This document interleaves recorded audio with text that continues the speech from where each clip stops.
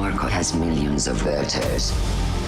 If we go toe-to-toe with him, we could lose. Just to give our fans a quick refresher too, I was hoping you could tell us where your character left off in season 4 and where we find them in the beginning of season 5. We start with season 5 that Amos found out that somebody close to him has died, and he doesn't know how this person's died, but he knows that he made a deal with somebody in Baltimore to keep her safe.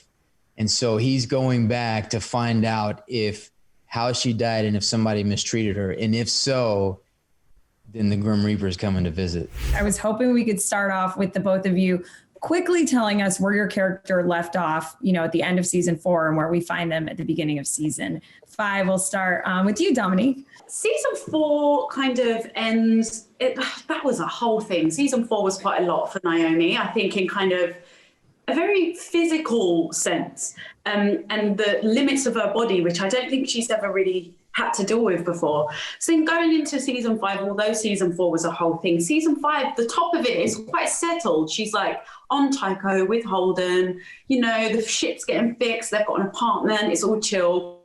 And then Fred finds her son. And then I think if you're a viewer of The Expanse and stuff is calm, some shit's about to go down. So we basically launch into Naomi taking a very illogical choice to find and save her son, as there's a bounty on Marco's head, and she's worried that he's wrapped up in that. And it's I think delving into anyone's past, whether you go and have therapy or you're meeting someone that hurt you, is difficult. But this is like next level. And we have been planting seeds since season 1 about Naomi's past. It's all been kind of shrouded in secrecy.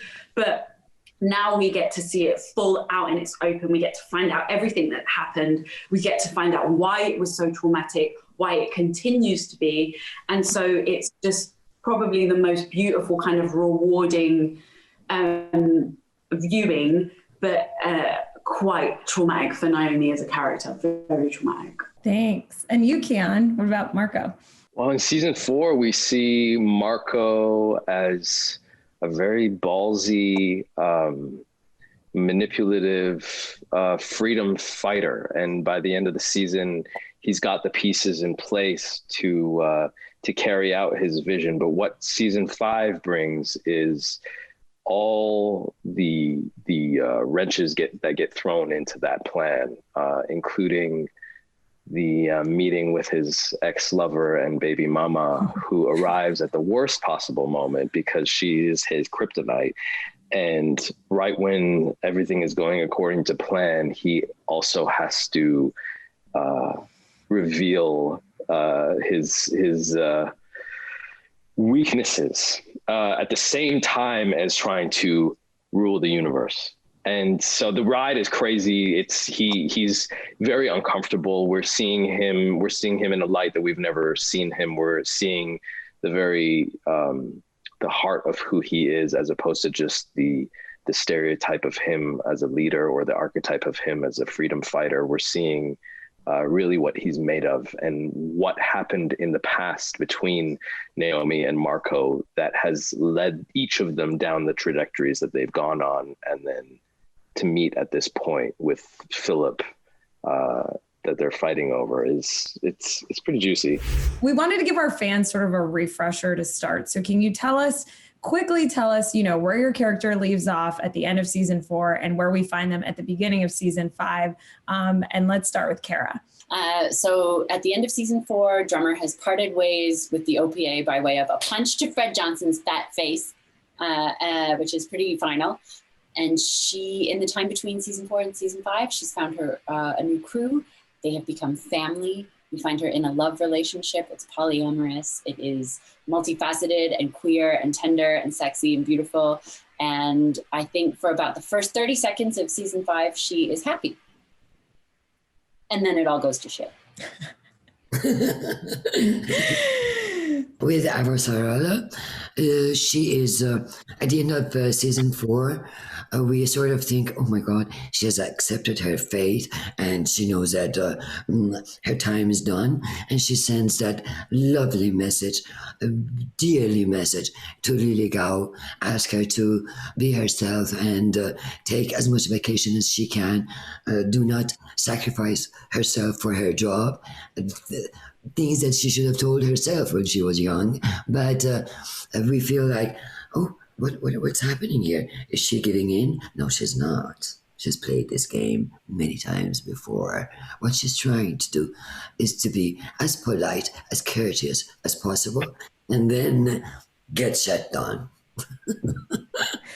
Does trouble seem to find your characters, or do your characters just love finding trouble? I think we'll start. Trust me, in real life, it's like my daughter keeps saying, do they find you or you find them? And I'm like, vice versa. It's a mutual feeling. People who are looking for trouble, obviously, will come across them. What do you think? I mean, Drummer is sort of a pirate, right? So I think it's the latter. What do you think, Cara? I mean, I feel like she's kind of minding her own business out there, just like casually in the life pirating. And then things get really crazy on her. I don't know. I feel like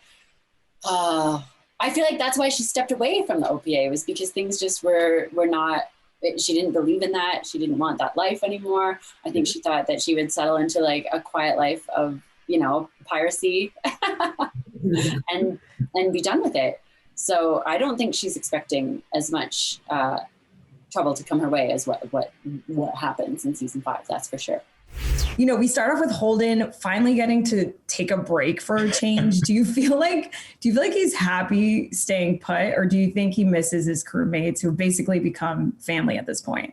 He misses them desperately. I think there's an irony in the beginning of season 5 that, we through Holden's epic kind of evolution from this idealistic young man, and when we first meet him in season 1, to competent and solid leader at the beginning of season 5, throughout these horrible experiences that he's been through.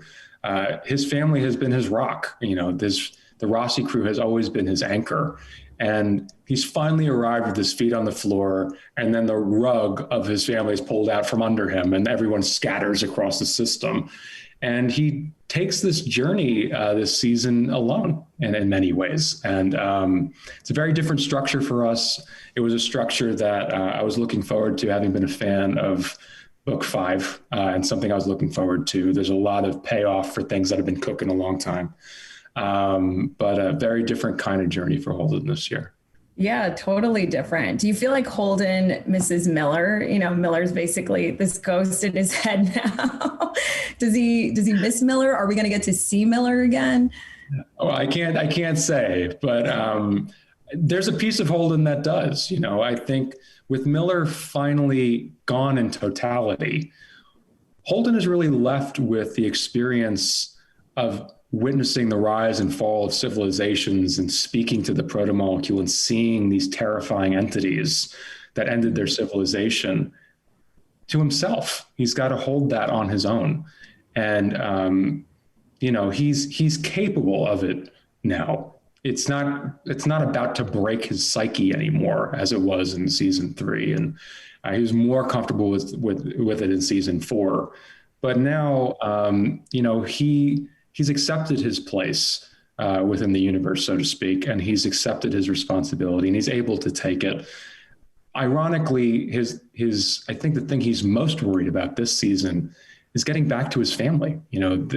All of these catastrophic events start happening, and they're separate. He doesn't know if he's going to see Naomi again. He doesn't know if Amos is alive or dead. He doesn't know any of that. And he's actually more apt and capable and experienced in dealing with the proto-molecule at this point than he is being separated from them.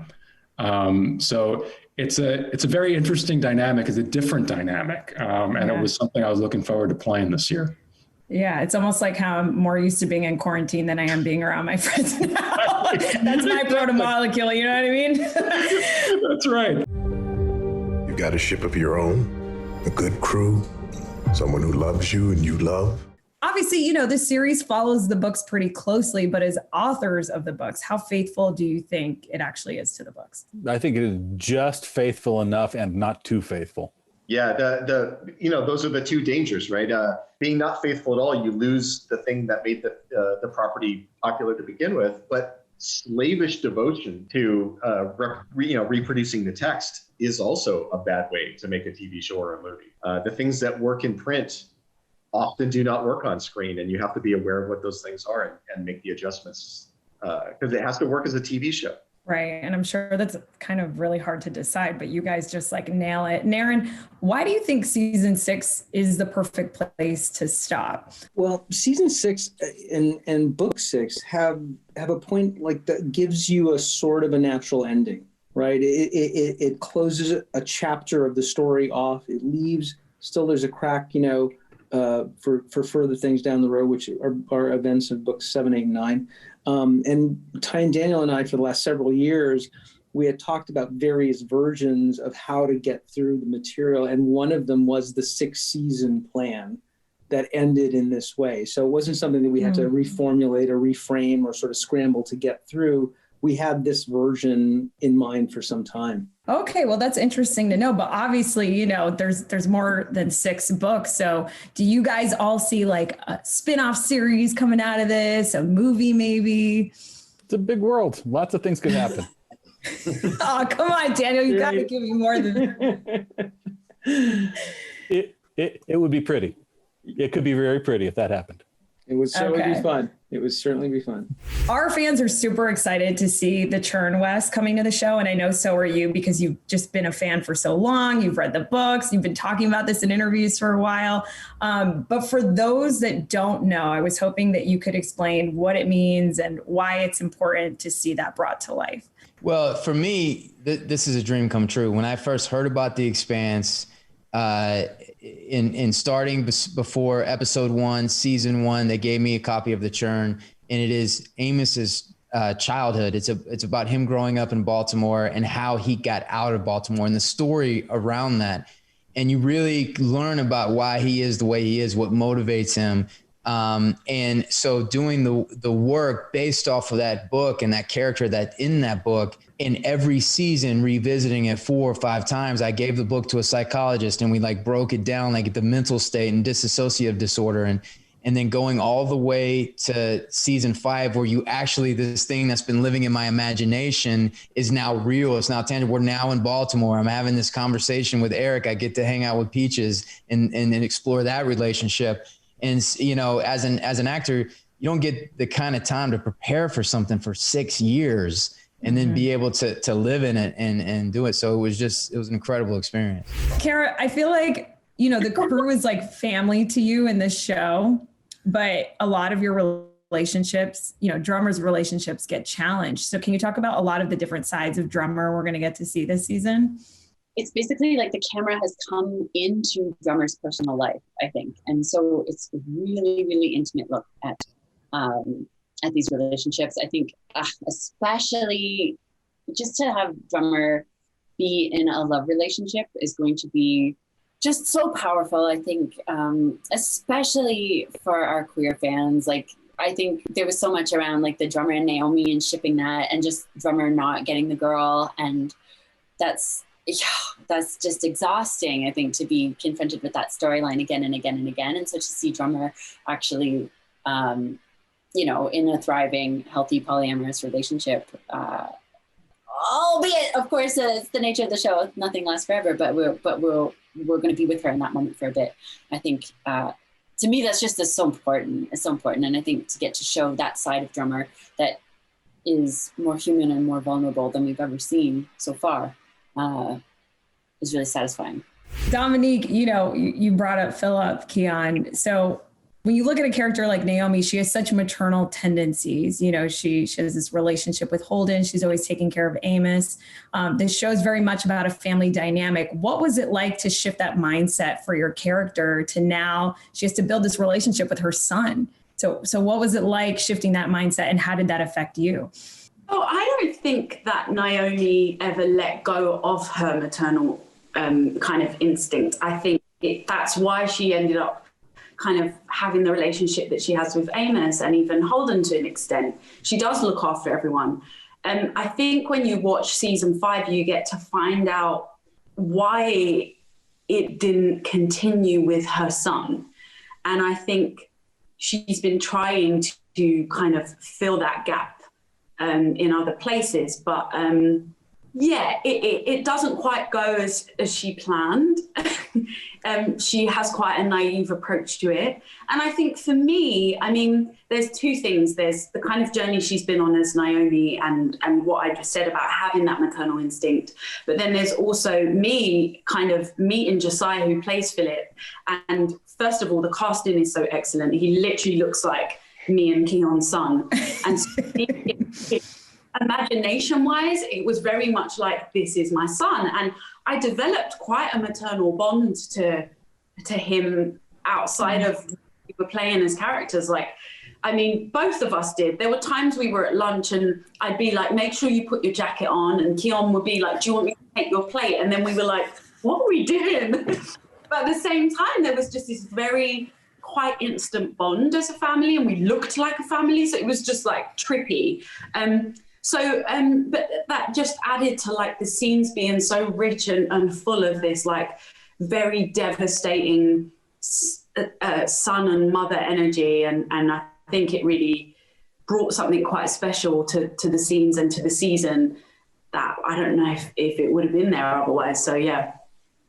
I agree. It's the worst when you're watching something and the son doesn't look like the dad or the mom. It's the worst. It's the worst. If you guys could go through a ring gate, what kind of planet would you like to encounter or vacay on? I would want to be going on whichever one was pointing towards here, because I know how well adapted humans are to Earth and how well Earth is adapted to humans. I'm not going anyplace else. This is the place that has all the coffee shops.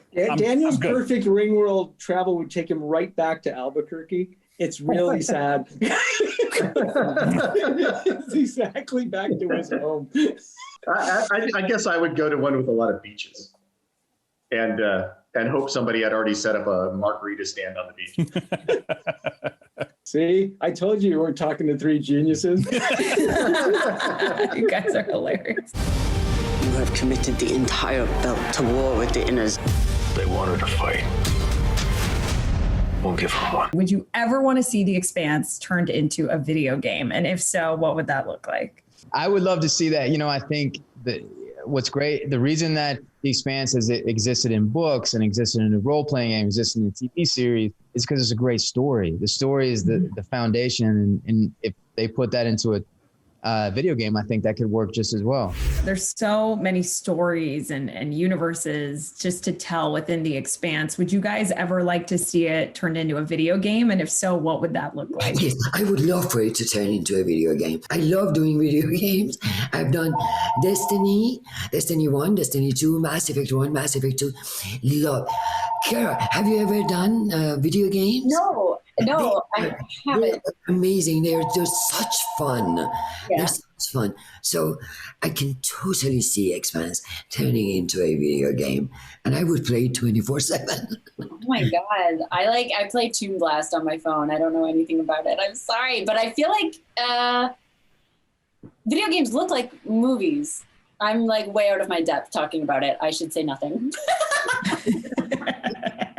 With so many universes and so many worlds, would you ever want to see The Expanse turned into a video game? Yeah, why not? Yeah, actually, sure. That'd be dope. I have to ask you, Stephen, because you are a fan of the books. Would you ever want to see The Expanse turned into a video game? And if so, what would that look like? Sure, absolutely. I mean, I think I'm not a huge gamer myself, but the ones that I always loved growing up were the world building ones, and the ones that you can explore and be in. And it's such a rich world that James S.A. Corey has built. And, we've had the fortune of having them in our writer's room. They write episodes. They're there all the time as executive producers, and we're all close friends. So, having them and Naren Shankar guide this adaptation over the years, I have no doubt in my mind that if they were involved in adapting it for a video game, it would be killer. Yeah, and it'd be kind of cool to see like your character like in video game form. Yeah, That's right. It would be amazing. Yeah, it'd be a kind of a existential event. Like you get him to do all kinds of funny things and stuff. It'd be fun. Obviously, like you said, there's so many worlds to tell. So would you guys like to see, there's so many stories to tell, so many worlds to pull from. Would you guys like to see The Expanse turned into a video game? Ty, I know you love this question, so I'd love to start with you. I'd like to see it turned into a good video game. Sure. Yeah. I mean, if somebody wants to make a great video game out of The Expanse, I'm all for it. I'm coming full circle. Yeah. And that would actually be the full circle, is if somebody made a video game out of it. And why is that? Well, it started out as a video game pitch. It just never succeeded as a pitch for a video game, and then became books and TV shows and all the other things it is now.